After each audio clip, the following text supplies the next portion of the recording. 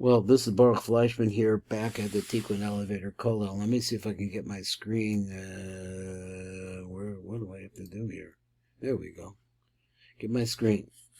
Let's go back to the very end of the first first paragraph, explaining this crazy story about that we hear from Rabba Bar Chana, which I said earlier that the Zohar treats Rabba Bar Chana as a spirit, because he comes into this Gemara, which is dealing with the laws of property mostly, and all of a sudden Rabba Bar Chana pops up, and he says something like this: I myself saw this akrupta, which is a frog that was as Akra the Hargunia, the city of Hagrunia. It was like that big.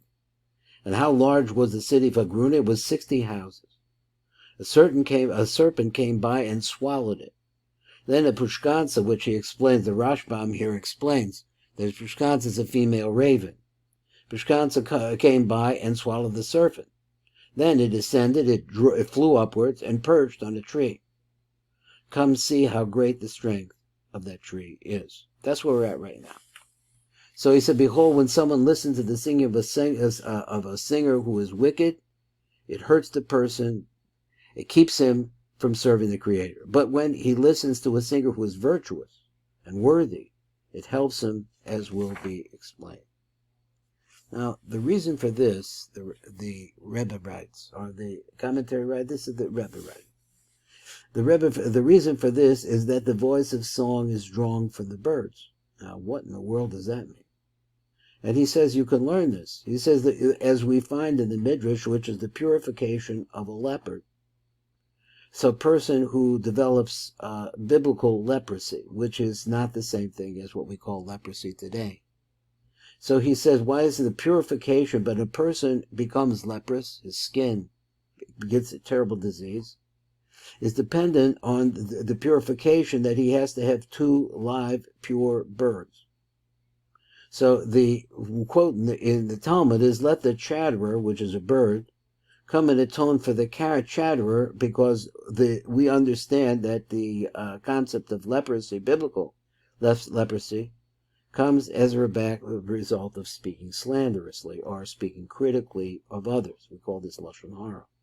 For he was stricken on account of his voice, which spoke Lashon Hara, which spoke slander. Now, they want to help us out here a little bit. And he says that the solution for a person who becomes a leper is drawn from the birds. So let's see if we can understand it.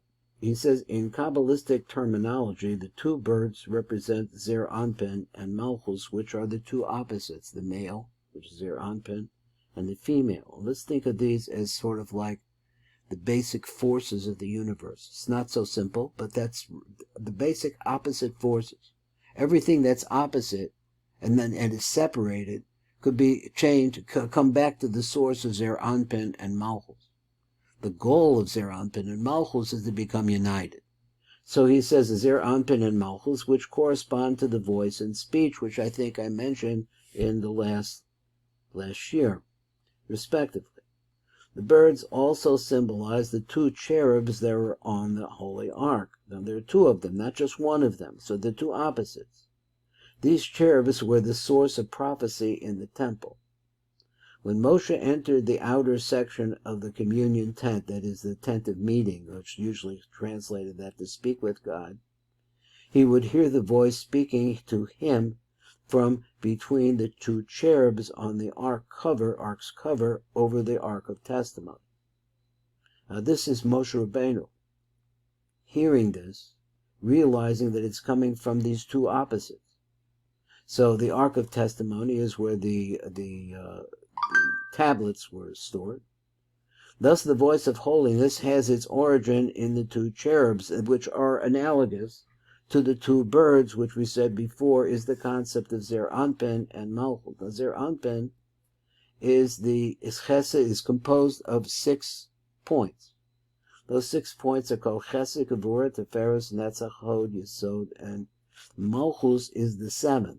It's originally a part of Zer Anpin. It becomes independent. It's the female aspect of Zer Anpin, and that's another concept in Kabbalah, just throw it in. It says that everything is composed, the whole universe is composed of male and female. Now, which part is male, which part is female? So we have to study that and see what it is. So he says it goes like this. Conversely, the voice of profanity, thus the voice of holiness has its origin in the two cherubs, the two birds. Conversely, the voice of profanity also has its origin in the two birds. But they're a different kind of birds, as the Rebbe will explain. So that's another feast. So in terms of holiness, you have opposites, male and female. And if they can come together, they produce a tremendous amount of creation. That's where creation comes from. That's where children come from. But on the other hand, there is another kind of voice, which are also male and female. But that voice is the voice of seduction. That voice is the voice of evil. So let's go on and let's read the next one. The Rebbe talks about Lashon Hara. Rebbe Yochanan said in the name of Rebbe Yossi, slanderers. Now what is this? Somebody did something to you that you didn't like. So instead of learning how to live with things that you don't like, you slander the person. You start looking at the person with a nasty eye. This is human nature. This is things that we do. So when he says slanderers, that's what he means. He doesn't mean necessarily to say that they're lies. It's not that you're lying about the person. You're just pointing out the bad qualities of the person and how he hurt you and how he's mean and so on. And you'll go on and on and on with this. So a great emphasis is placed in Judaism to avoid slander, or what we called gossip. So slanderers will be smitten with leprosy. So that's the basic idea. They will develop skin problems. The leper who blemished his voice by speaking slander must afterwards bring 2 birds, in addition to the sacrifices necessary for his purification. So the slanderer has to bring the birds. So here we're talking about the birds, the cherubs, their Anpin and Malchus. So he says, Rebbe Nachman explains that since speech has its source in voice, the 2 birds, and these birds were blemished by tainted speech, rectification too must come by means of the 2 birds.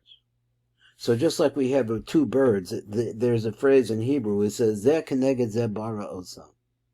That if Hashem made Kedusha, he also made the opposite, which we usually use the word klipos or chitzonios, falseness. Falseness could be a mirror image of the truth. It looks exactly like it, but it's not. It's empty. And its strength comes strictly from sucking off of the real truth. So we live in a very complicated world. The nature of these 2 birds of rectification will be explained below. Here the Rebbe has shown the connection between the blemished voice, that is the voice which speaks badly about other people, critical of other people.